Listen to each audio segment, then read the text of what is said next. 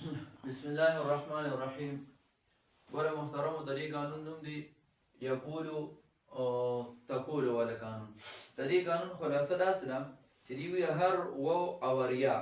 چې مضموم یا مکسور وي او متوسط حقیقي وي یا حکمي وي او په اصل کې یعنی په ماضي کې دغه واو او یا چې کوم دي نو غورځېدلې وي، نو ته دغه واو او یا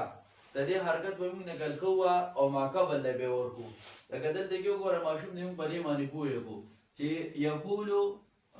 یقولو یبو یغو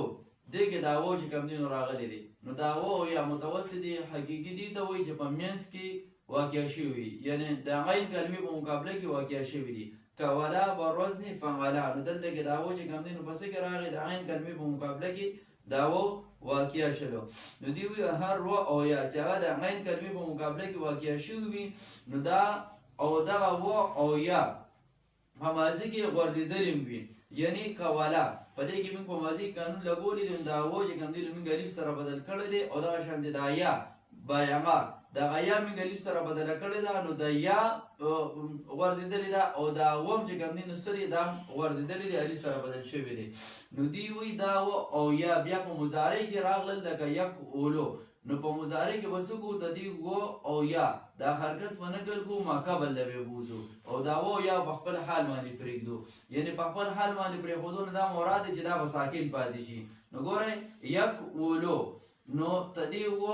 دا پیش چې کوم دی نو دا مخکې موږ کاف ده ووتو او دا و چې کوم دی نو څه شو ساکن پاتې شو، نو دا یک ولونه یقولو جوړ شو. دغه شان یبو یغو تدې یا دا حرکت موږ رانقل کوو ماقبل بالم بوتو او دا یا چې کوم دی نو په خپل حال باندې پرېښودله، نو دا یبو یغونه یبیغو جوړ شو.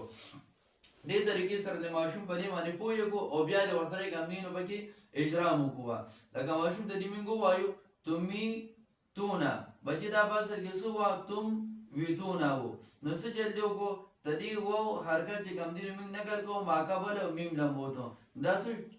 تمیو تونا شو. بیا به چې میغادون والا قانون ولګو دا و مو یا سره بدله کړله، نو تمی تونا دې جوړ شو. دغه شانتې نتولو دا په اصل کې څه وه نتولو و، د دې و دا حرکت چې کوم دی موږ نقل کوو ماقبل توالم بوتو او دا وم چې کوم دی نو په خپل حال باندې پرېښود یعنې ساکن هم کو، نو د نتولونه نتولو جوړ شو. د دې بابونو نه کوم دی نو اسانې صیغې دې ته راوړلو او ماشومانو سره په دې کې اجرا وکړو، چې کله دې په اجرا کې روان شي هغې نه پس بیا ګران بابونه ورته راوړلو او په هغې کې ورسره قانون ورپېټ کوو.